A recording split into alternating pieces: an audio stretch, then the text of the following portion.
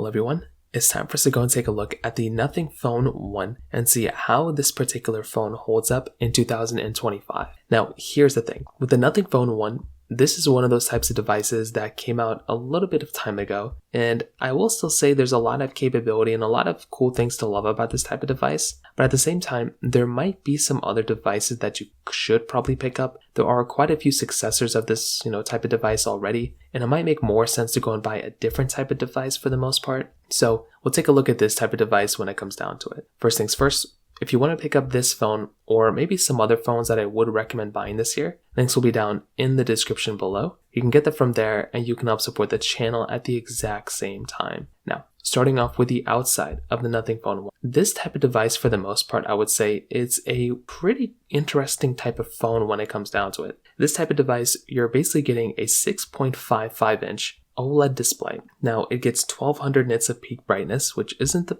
highest, but it's still not terrible either. It still is like a pretty good looking phone when it comes down to it. I think this thing looks pretty good. I think it holds up fairly well in a lot of other ways too, which I think is very, very important. If you're kind of looking at this phone though, one of the things you're going to have to keep in mind is that because of that 1200 nits of brightness, it's not really going to be holding up that well when compared to some of the latest competition. It's not the biggest deal in the world, but that could just be one of those other things to kind of keep in mind there from that particular perspective. Now, on top of that, another very important thing to keep in mind here too, is that with this type of device, you're getting 120 hertz of refresh rate. So that is really nice to be able to get that type of capability. I love having a 120 hertz display, and you are essentially getting that here inside of this type of device when it comes down to it. So that right there, I'm a very big fan of, and I think that is in and of itself, once again, another very important thing to keep in mind there when you're going through and picking up this type of device. So it's still a good looking phone, to say the least. You're getting a USB Type-C port at the bottom, which is always nice to have. You're still going to be going through and getting, a really good feeling phone. Like, you're getting that glass back, getting an aluminum frame, and you're getting this thing on the back that they called the Glyph interface. So what this basically was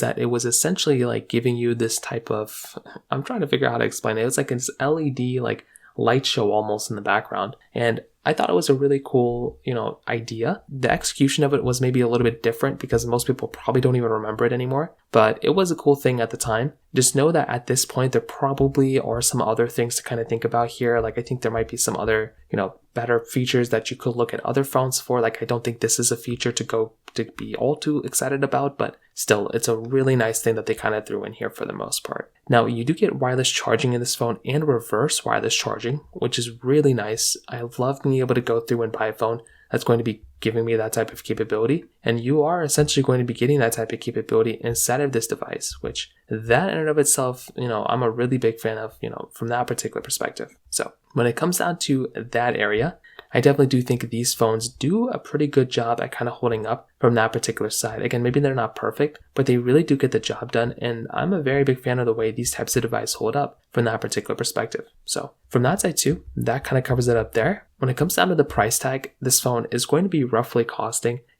maybe a couple $100 right now in the used market. There's not an insane amount of people who are selling these types of devices anymore, but from what I can see, if you're going to go through and buy them, because they're kind of available all over the place, you should be able to buy them at a very, very decent price. That was one of the better selling points of this phone when they first came out, so that might end up being what's going on here for the most part here too. So just kind of keep that in mind. When it comes down to the cameras, this device is going to be essentially giving you a dual camera setup on the back side. So this is the interesting thing. This phone is basically giving you a 50 megapixel wide and then a 50 megapixel ultra wide camera. So the problem with this type of camera and the problem with this type of experience is that when you're going to go through and buy these types of phones, you're essentially going to be getting devices and phones that are giving you, high megapixel count cameras, but the video quality isn't necessarily the best. Like, it's giving you 4K at 30 on the back and 1080p on the front. That is insane. That is a very low resolution to be able to film in. 4K is nice, but we're getting 8K in phones. At the bare minimum, we're getting 4K at 60. And on the front and the back, having only 1080p on the front is very weird. And that just kind of goes to show how this camera is going to be holding up. You can have a really, really good camera, but if you can only tap it out to 1080p, it's going to, kind of set you back quite a bit. So that is kind of an annoying thing going on here. Maybe it's not the biggest deal in the world, but that could be something that could be annoying for some people. So again, just kind of keep that in mind. I don't want to have this as like the biggest problem in the world or make it a super big deal. That could be a very, very annoying experience that some people may experience with. And I will tell you, it is probably a very annoying thing going on with this type of phone. So from the camera side, that kind of covers it up there too. Now, on top of that, when it basically comes down to their software longevity, this type of phone, it's still getting software updates as far as I can tell. It was upgradable to Android 15. We're now on Android 16, so this thing did stop getting updates. But it did come out with Android 12. So it got a couple of updates. And I feel like with the Nothing Phone series, if they're going to want to kind of compete with something like a Samsung Galaxy A series of phone, like an iPhone 16e or one of those types of devices, they're really going to have to kind of go through and try to improve a lot of areas of their types of devices. I think their Nothing Phone 2 is a more interesting type of device. But with something like this, like I said, you're going to be stuck in this situation where a device like this, it's just not really going to be giving you like any more software updates. So because of that, it just genuinely just does not make any sense at all to buy a device like this. There are way better devices to go and pick up rather than this thing.